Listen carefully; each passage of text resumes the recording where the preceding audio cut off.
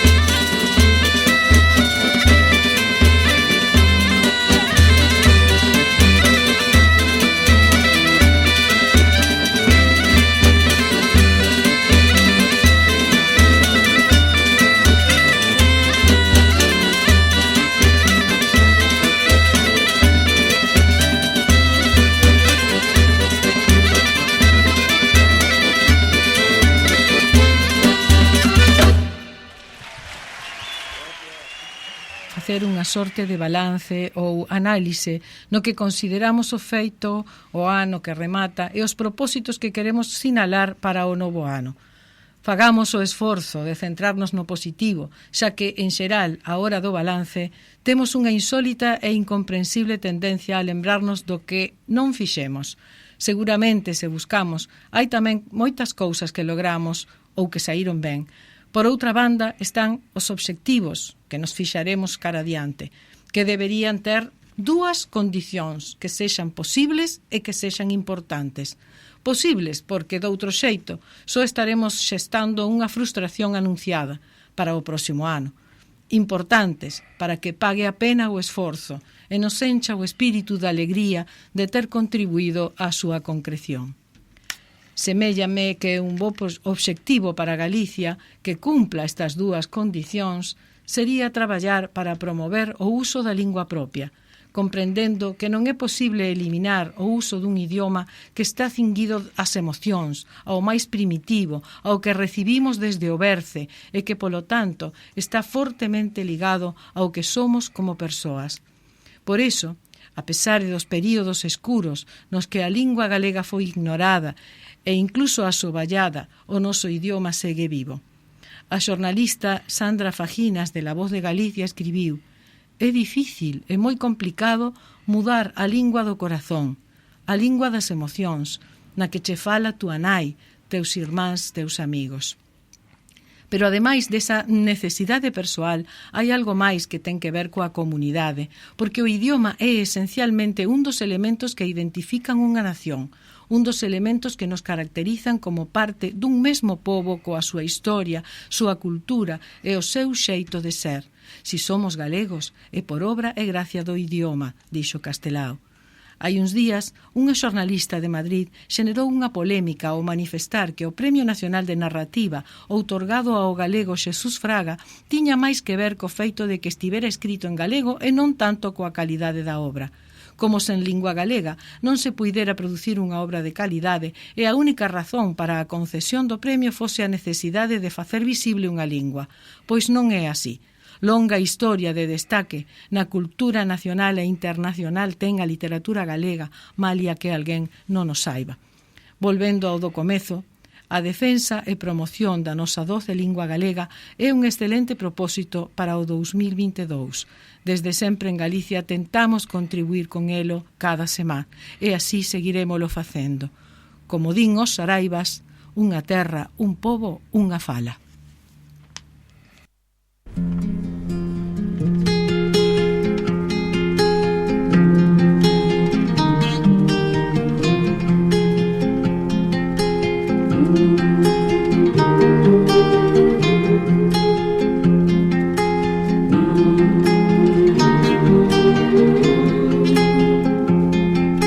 Unha flor, un amor, unha alborada, unha fonte, un río, unha praia, unha estrela, un camiño, unha alma, unha terra, un pobo e unha fala.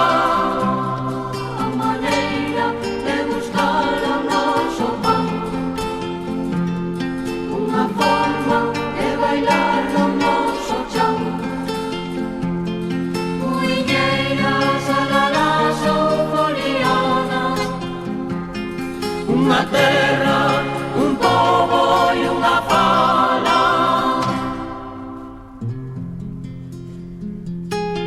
Un viñedo, un carballo, unha gaita,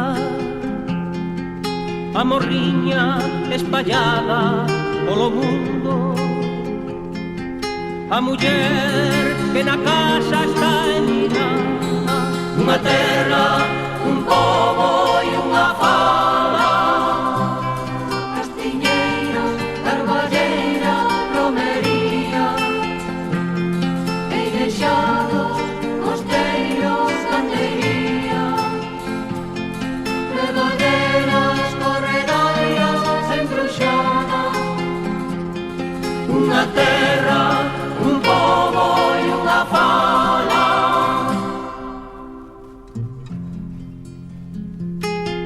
O mareiro, vento desta costa, o batir das olas en Fisterra, un ardente corazón que sinte cala, unha terra, un pobo e unha fala.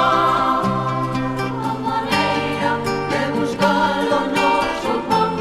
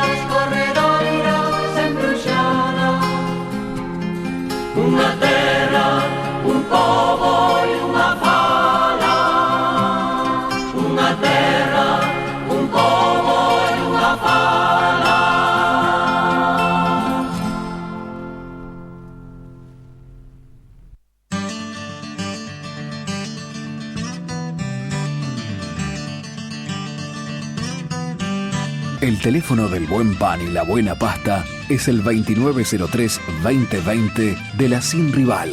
Envíos a todo Montevideo de toda la variedad de productos. La Sin Rival, Soriano 929, teléfono 2903-2020. Panificados y pastas como debe ser. Bergantiños es la ortopedia más completa del Uruguay. Todo tipo de prótesis, férulas y ortesis, miembro superior e inferior. Bergantiños tiene los técnicos más especializados para atenderlos en sus flamantes consultorios. Bergantiños, Chanay Joaquín de Salterain, teléfono 2400-2739. USA Transporte Colectivo.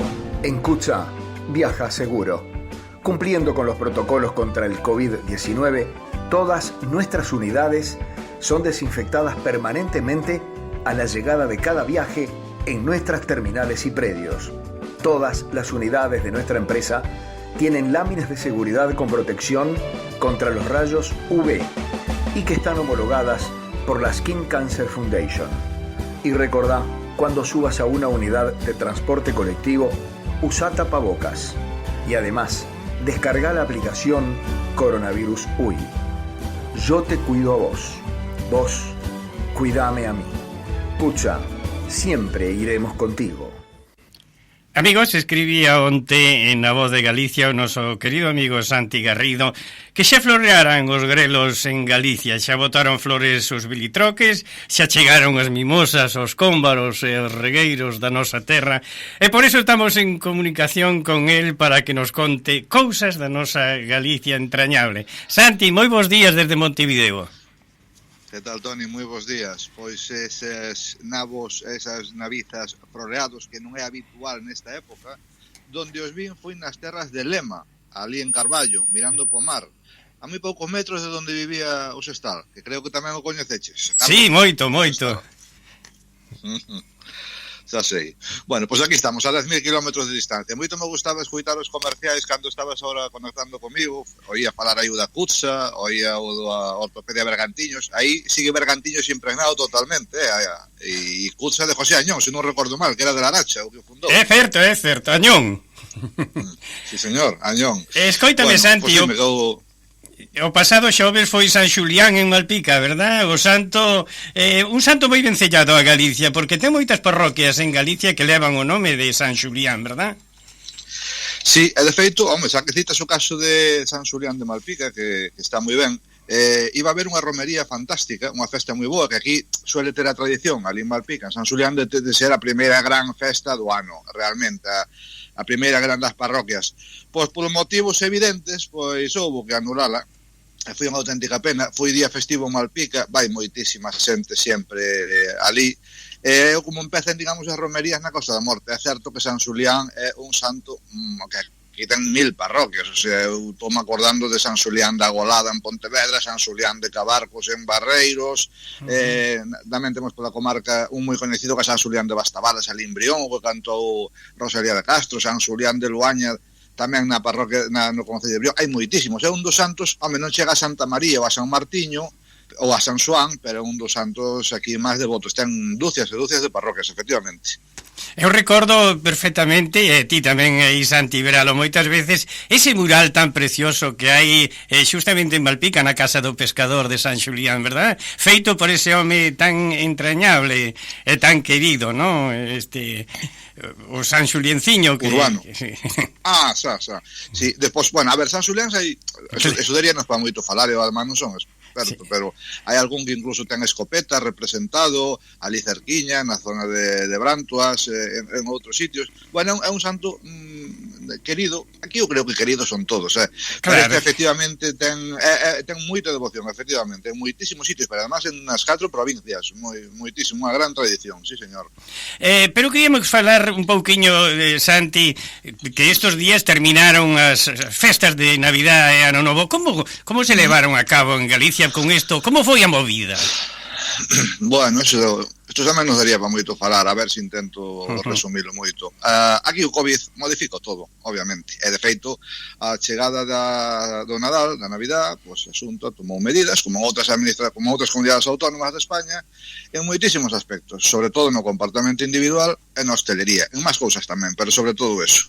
É dicir, hai que usar tamén outra vez, como antes, por fora, o que hai chamados o tapabocas, as mascarillas que decimos nós, obligatorios, estaban quitadas por fora, ahora son obligatorias, volveron a restricción nas mesas dos restaurantes, é dicir, agora hai 8 como moito, volveu a prohibirse o uso da barra nos bares e nos restaurantes, que xa o estábamos usando despois de moito tempo que non podíamos, pois agora tampouco.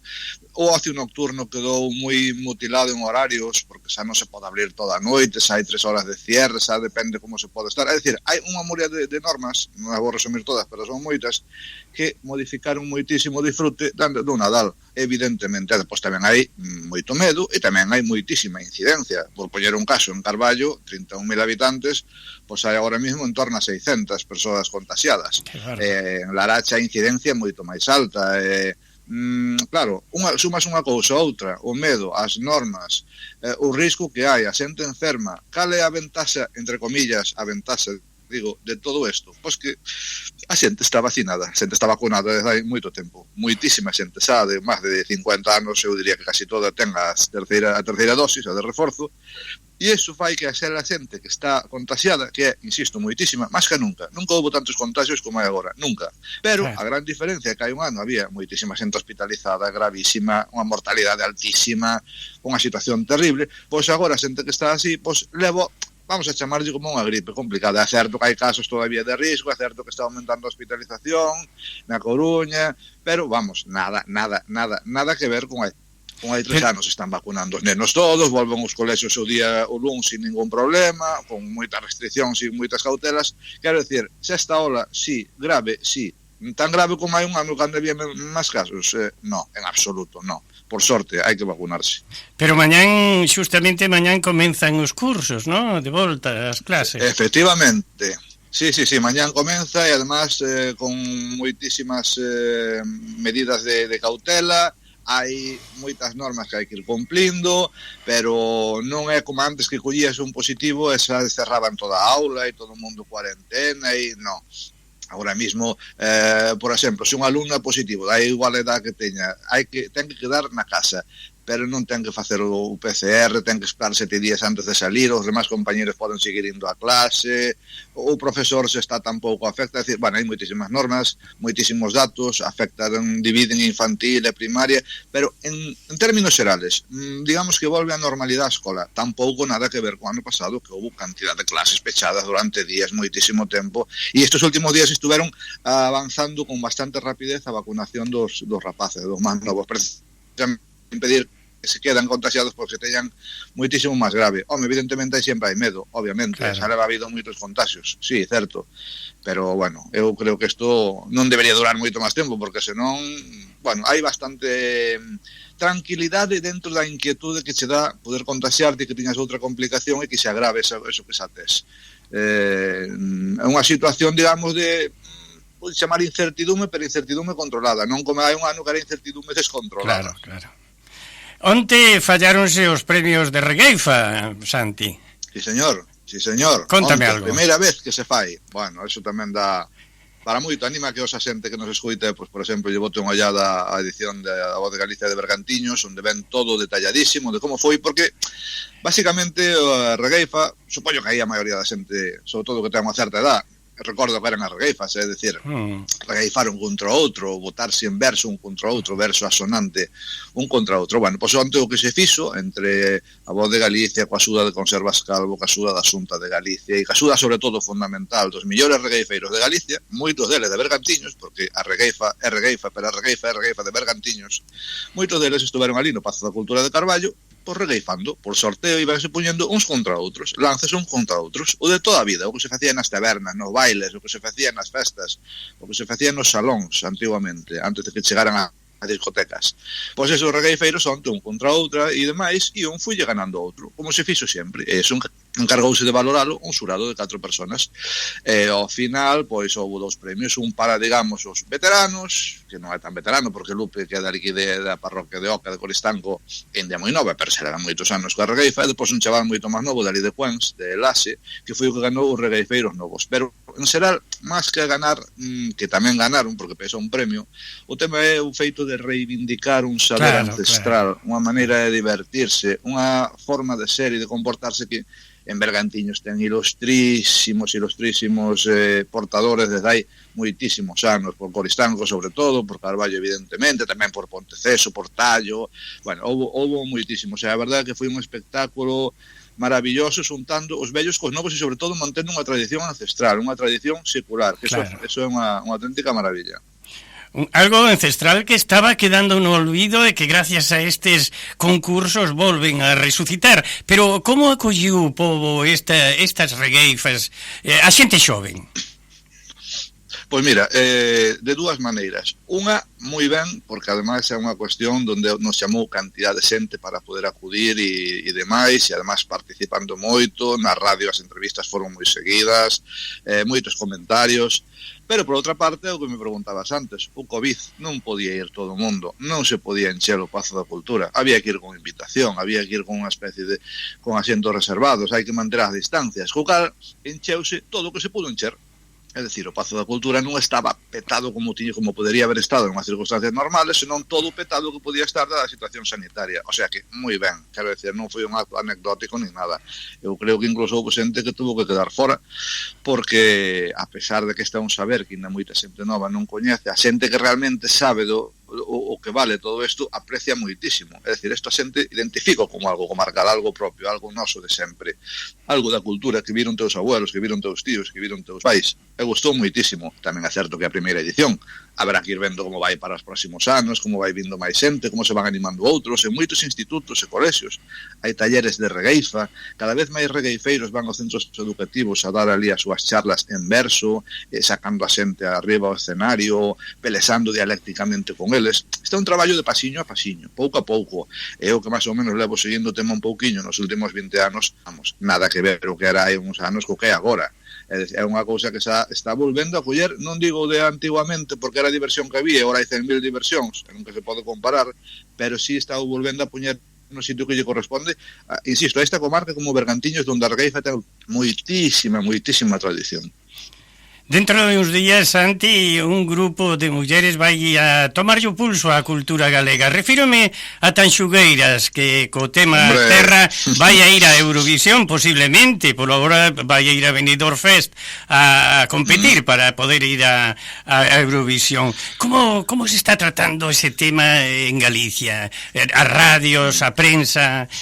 Como estades levando o caso Tanxugueiras, que está dando moito que falar tamén aquí en América, Moitísimo. A mí recórdame daquela maneira, porque non foi un caso de Eurovisión, pero recórdame daquela maneira o caso de Andrés do Barro. Xa sei que non se pode comparar porque Andrés do Barro non foi Eurovisión, vale, pero recórdame no sentido de que hai un certo debate a nivel español sobre como un tema en galego está representando un país. Pasara no seu día, pasa que houve máis tintes políticos con Serrat, tamén pasara eso. Ao final fora máis algo famoso la la la, este outro la la la, ademais o de terra. Pero neste caso concreto estou vendo unha dimensión mediática brutal, eu creo que casi inesperada, sobre todo incluso sorprendente para moita xente de fora de Galicia, onde se ve que nas previas, é dicir, nas reproduccións que se fan, nos compartidos, nos gustas, nas visualizacións de YouTube, terra está por encima dos demais con unha diferencia abismal. Iso é algo que moita xente non contaba con eso, non esperaba. Aí están competindo, non recordo se son 14 ou 15 grupos, creo que son 14, hai nos moi bons, hai nos moi tradicionales, hai azúcar, hai de todo. E este parecía que iban casi de segundas, e de repente descubres que son os máis queridos, os máis preferidos, os máis pinchados, pero además non por pouco, senón por unha barbaridade, e iso está descentrando a moita xente que se pregunta como é posible que unha canción como Terra, que además é un alalá con un muiñeiro, unha mezcla de dúas cousas con eses toques actualísimos de música, moi ben producida ademais, pois este ya tendo tantísimo éxito. E está habendo efectivamente un debate enorme, intensísimo, estáse falando moito da música galega, da música tradicional galega como este caso adaptado aos novos tempos, é dicir, elas, as tres rapazas estas, dúas gemelas e a outra, están cantando e tocando nos tempos de agora, pero elas saben perfectamente o que tocar a pandeireta, cantar, bailar, é dicir, teñen unha formación musical galega na tradición galega, beben dai moitísimo, pero souberon adaptarse. E iso que podería haber pasado absolutamente desapercibido, eu creo, con outras circunstancias, agora mesmo é o gran debate musical nacional de España, e en Galicia obviamente, sobra decirlo, ten un apoio enorme, brutal, e ainda que eu tamén a veces polas redes atopo con algún galego que di que era mellor que foran castelán a música, bueno, en fin, elas tamén reivindican sempre moitísimo que Eurovisión é un sitio onde se ve música de toda Europa e de cada país, onde ten tamén diferentes linguas, diferentes maneiras de tocar, diferentes maneiras de facer as cousas, e elas tamén queren poñer en valor eso, é dicir, a música de aquí, como é a música do País Vasco, como é a música de Cataluña, que non solamente Galicia España se identifica por Ole e Toro, senón que se identifica por moitas máis cousas. E elas insisten moitísimo en eso. O feito de ir ganando nestas previas non ten máis valor que o anecdótico de decir son as máis queridas. Agora hai efectivamente esa última votación a final de mes ali en Benidorm, veremos o que pasa, pero ten moita pinta de ser elas as elegidas para a Eurovisión. Xa veremos o que pasa, pero de momento vamos arrasando en España. O que non sabía que en Uruguai tamén había interés por este tema, eso sí que me sorprende, Bueno, Tanxugueiras estuvera con nós fai uns domingos aquí sempre en Galicia, tuvémolas e quedaron en que si salían elegidas para Eurovisión, o primeiro que chamarían iba a ser sempre en Galicia de Montevideo. Moi ben. Dime, Santi, a xuventud canta a terra pola calle, polas rúas, síntese a canción? Máis que pola rúa, que lamentablemente ahora a xente pola rúa xa non canta nin cando está algo bebido, onde se canta moito nas casas, nas comidas familiares, ao final, cando acabas, cando estás ca sobremesa, cando estás falando, cando empeza a debatir a xente moitísimo sobre cal lle gusta máis, cal lle gusta menos, esa sí, esa non, aí sí que se canta moito, se berra moito. Eu xa me teño un comentario a varias personas, e a mí tenme pasado tamén, que sí que se está facendo, eu eu creo que xa o sabe todo o mundo agora mesmo, é unha cousa que tamén está impregnando moitísimo a xente, que a mí encántame, alégrame moito que volvan a música galega de aquí a meterse nas casas da xente, home, que había tempo que non o facía. Santi, hai unha cousa que dentro do ámbito cultural, un home que chama moita atención por ser tan requerido para os actos culturales. Refírome a Jorge Mirapose de Vallo, ese Feynman galego, catedrático de electromagnetismo da Facultade de Física, que se codea cos premios Nobel. É amigo teu, verdad? Pero ten moita solicitude para tanto na radio como na televisión, non? Bueno, xente vai pensar que preparamos esta pregunta e non é verdad, pero é que Jorge Mira non é que sea amigo meu, é que é o mellor amigo meu desde hai máis de 40 anos, co cal non sei por onde empezar. Hoxe domingo, mira que hora é, eso falamos 2 veces. Bueno. Onte varias veces, o luns, o sea, mañán, temos unha comida co alcalde de Zas a unha, e así todos os días.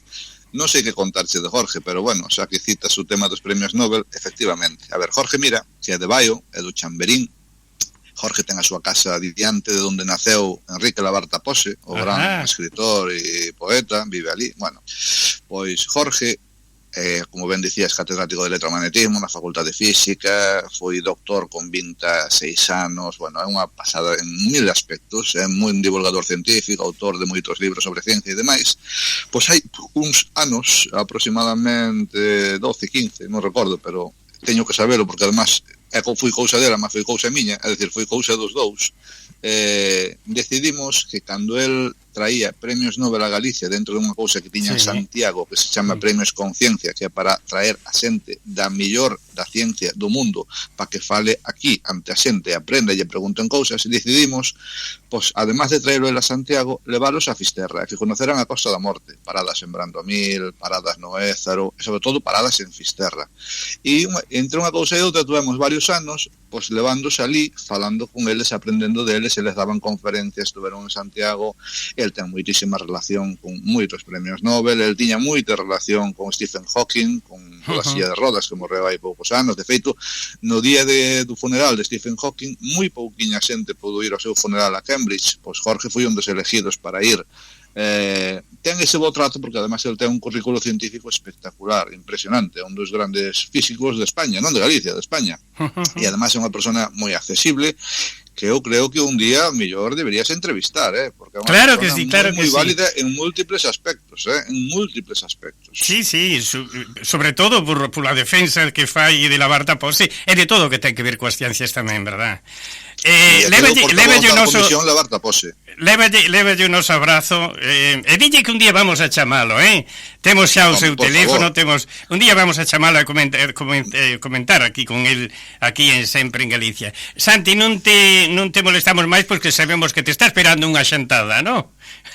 Sí, señor, ademais vouche dicir donde, mira, se empezábamos falando a entrevista dos grelos floreados que sempre, por lo menos na miña terra de Zas, veñen sempre cara a marzo, abril, e agora xa os vin en decembro, que en mi vida fui en Lema, se dicen que os vin aí outro día, que os vin aí, en Lema, sí, ao lado da Casa do Sestral prácticamente, pois a comida que teño agora é moi cerquiña, en Razo, que creo que tamén coñeces, que non está moi lonxe de Lema, ali en Razo, dentro dun anaquiño. Un abrazo grande, Santi, e perdona que te molestemos tantas veces, pero dá gusto falar cun home que leva tan entrañablemente no seu peito a Galicia. Moitísimas gracias, Santi. Gracias, e despídome xa que falamos de regueifa con unha mini regueifa. Gracias por terme chamado, para min é moita ledicia, eu sempre estou encantado de estar sempre en Galicia. Unha aperta, bons días. Moitísimas gracias, Santi, un abrazo grande, Un abrazo, adeus a todos. Feliz ano.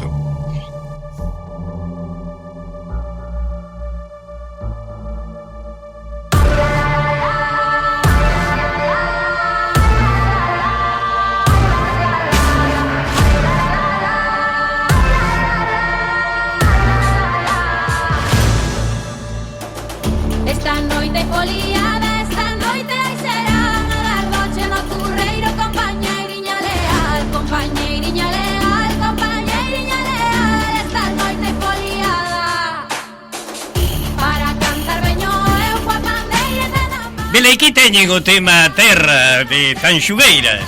Que non se escoiten berrar, que non se escoiten berrar, coa bandeirita na man, la la la.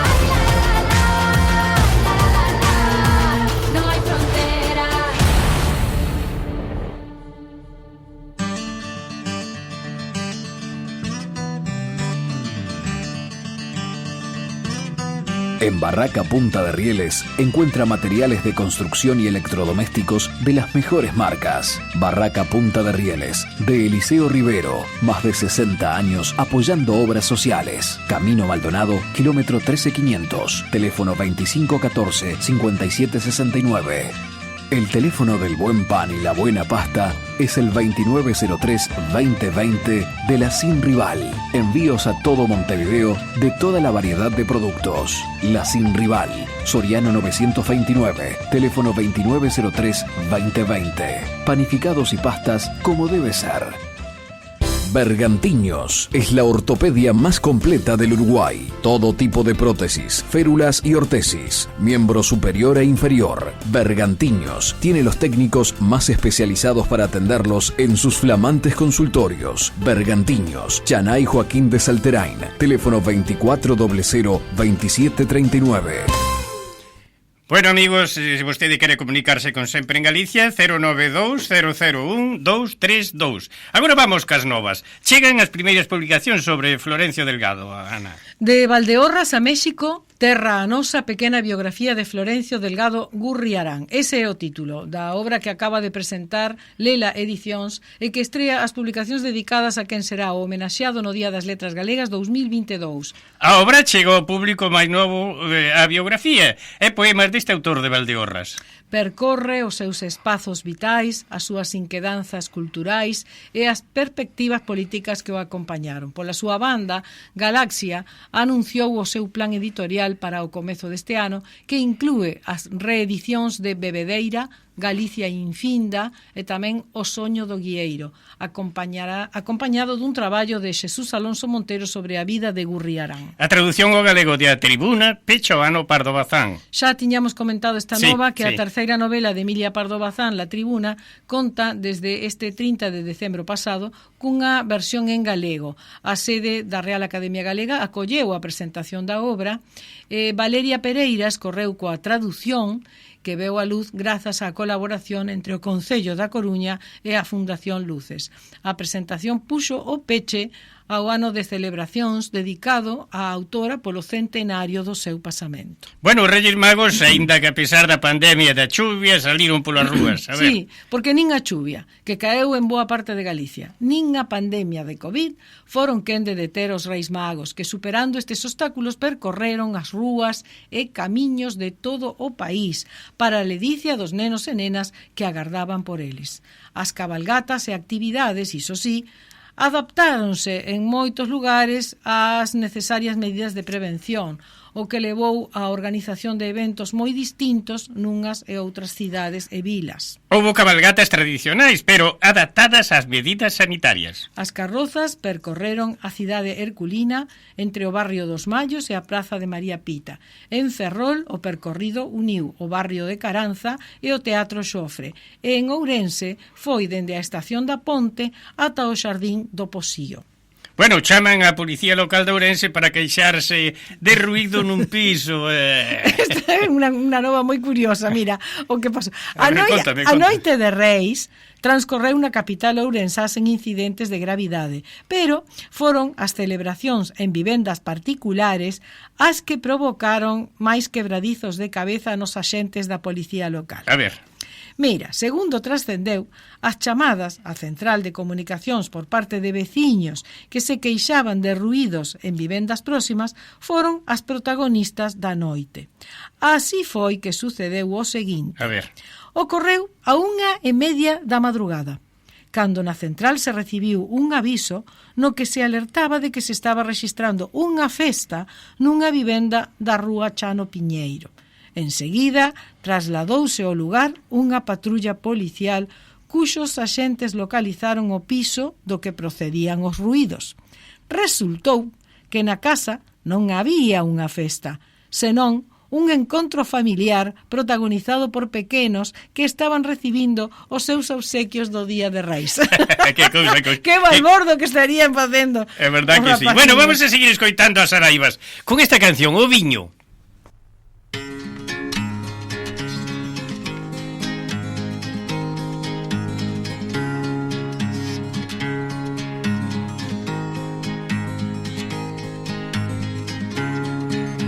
O viño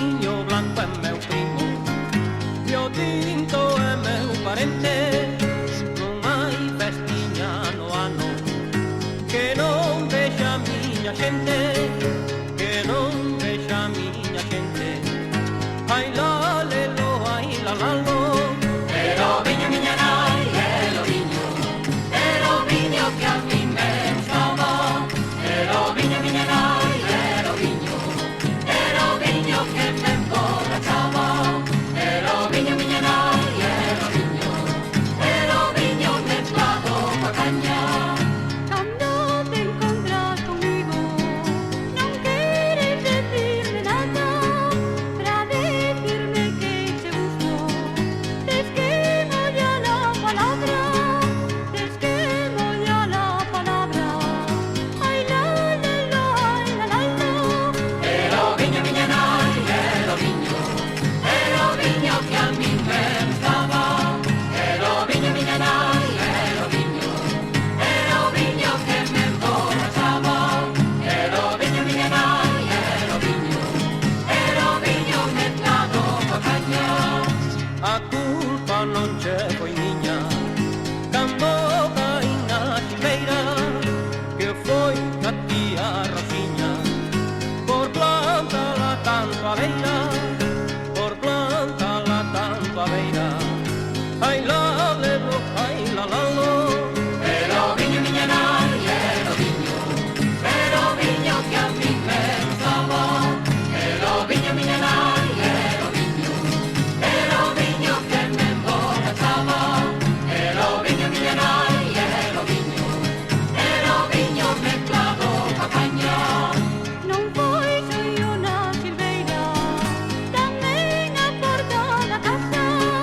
Pensaches que estaba aberta, e esnabraches toda a cara, e esnabraches toda a cara.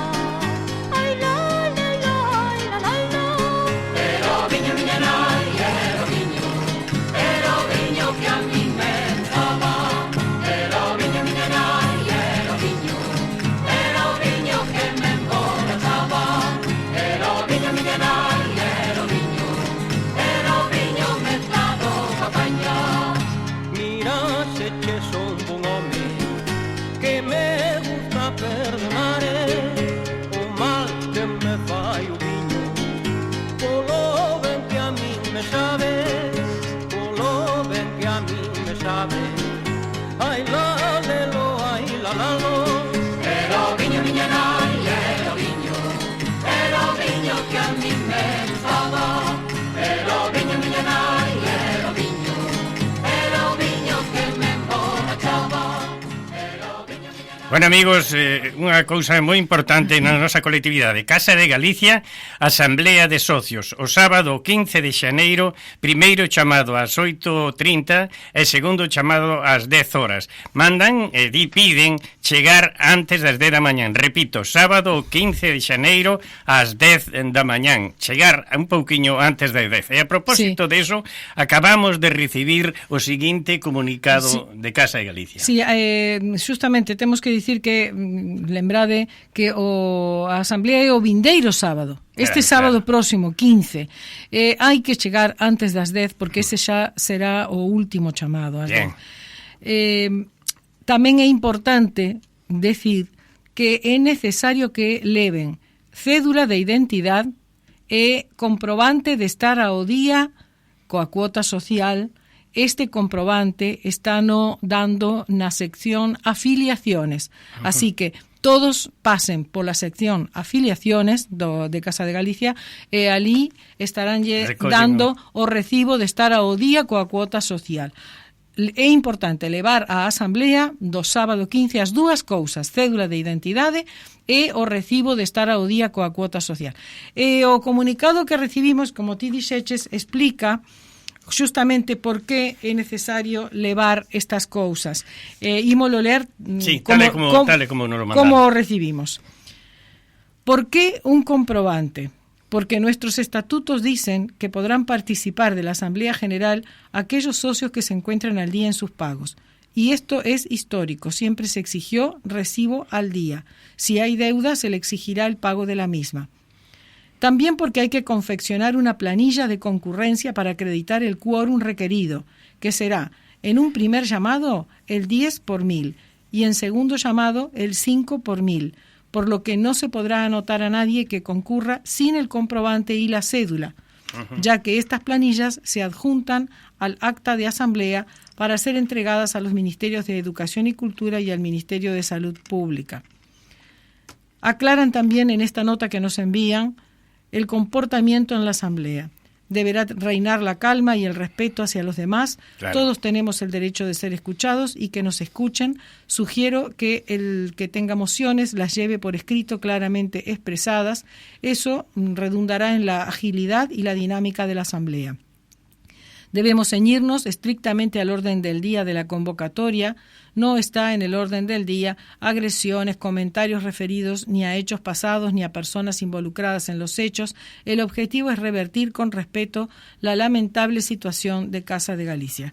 Bueno, dimos lectura a esto que recibimos no día de hoxe, o que sí consideramos importante é asistir a Asamblea, un tema que nos interesa a todos, que nos interesa a todos, sobre todo a toda a colectividade. Lembrar que hai que concurrir con cédula de identidade e co recibo de estar ao día coa cuota social, recibo que entregan sin problemas na sección afiliaciones durante toda a semana. Ana, fíxome recordar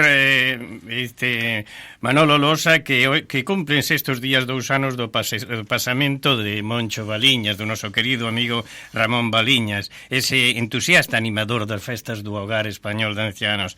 Gracias, Manolo, pero xa o tiñamos na memoria saludar este día. É colaborador tamén do patronato. A Ramón Baliñas. Ana, eu creo que tes tamén outras novas tristes que comentar, lamentablemente, ¿no? Sí, temos que comunicar tamén o falecemento de Marta Costa, esposa de Américo Cortada e irmá de Olga Costa, todos eles moi vinculados ao patronato tamén, as familias. Bueno, lamentable este falecemento de Marta, o noso saúdo, a nosa aperta. Unha xente moi traballadora dentro do patronato. Todos eles, para Américo e para a súa irmá Olga. Bueno, o noso máis sentido pésame a toda a familia desta querida casa que é o noso patronato da cultura galega. E a propósito do patronato, recordar que está fechado, Sí, ¿no? Estamos pechados por vacacións ata o 31 de xaneiro. Nesa data estaremos celebrando o Día de Castelao, entón, durante todo o mes de xaneiro estaremos coas portas pechadas. Vamos coitar a Fuxa en os ventos.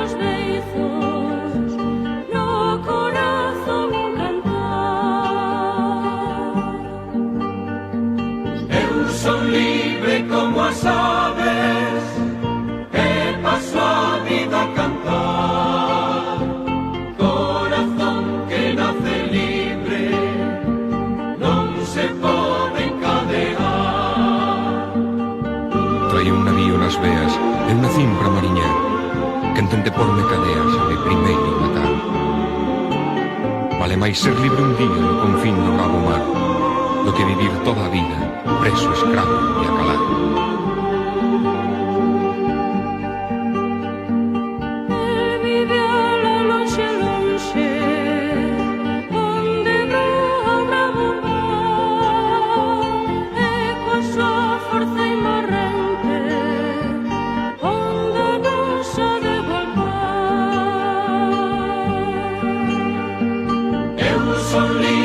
Como as aves, e paso a vida a cantar.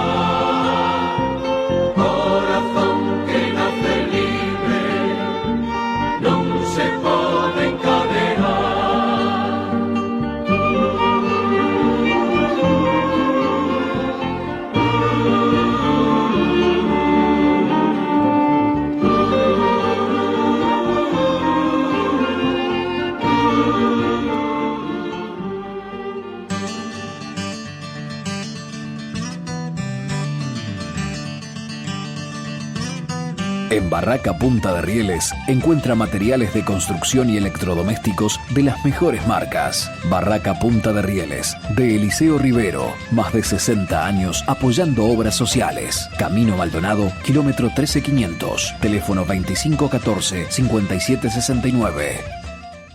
USA Transporte Colectivo. En Cucha, viaja seguro. Cumpliendo con los protocolos contra el COVID-19, todas nuestras unidades son desinfectadas permanentemente a la llegada de cada viaje en nuestras terminales y predios. Todas las unidades de nuestra empresa tienen láminas de seguridad con protección contra los rayos UV y que están homologadas por la Skin Cancer Foundation.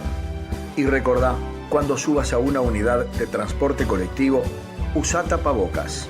Y además, descarga la aplicación Coronavirus UI. Yo te cuido a vos. Vos, cuidame a mí. Pucha, siempre iremos contigo. Bueno, amigos, en o Corruncho de hoxe vamos ter un recordo para Maruxa Mallo por os seus 120 anos do seu nacemento. Sí, cumpríronse justamente esta semana, o 5 de xaneiro, 120 anos do seu nacemento. Artista plástica a que se lle dedicou o Día das Artes Galegas en 2017.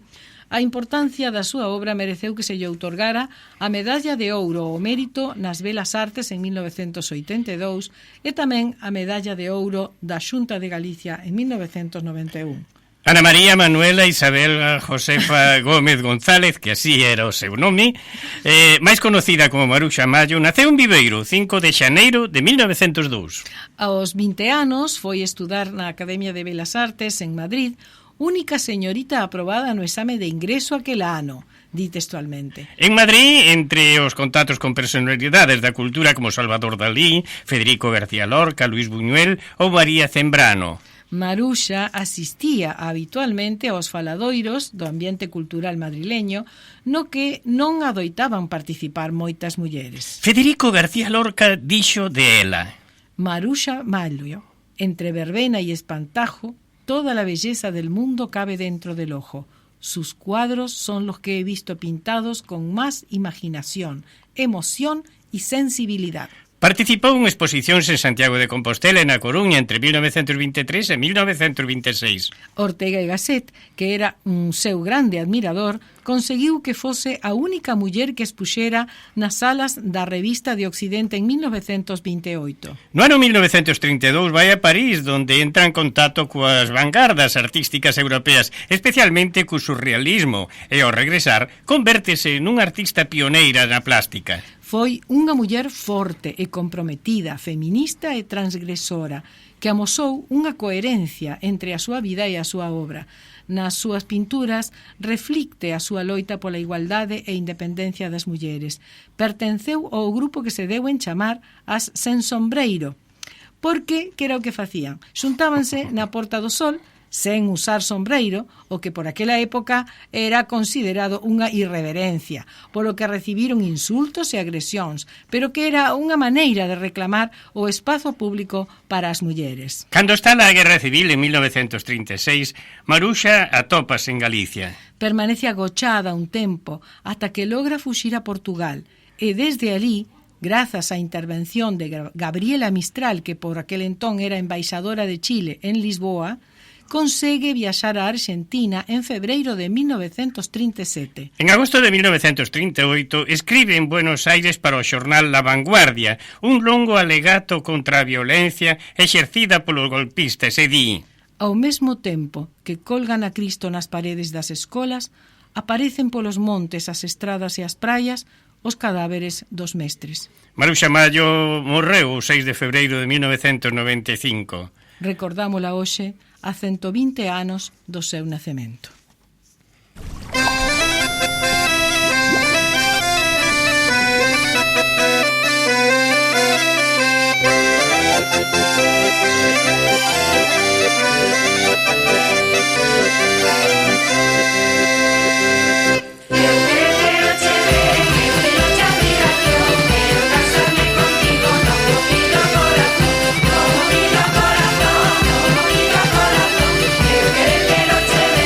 Que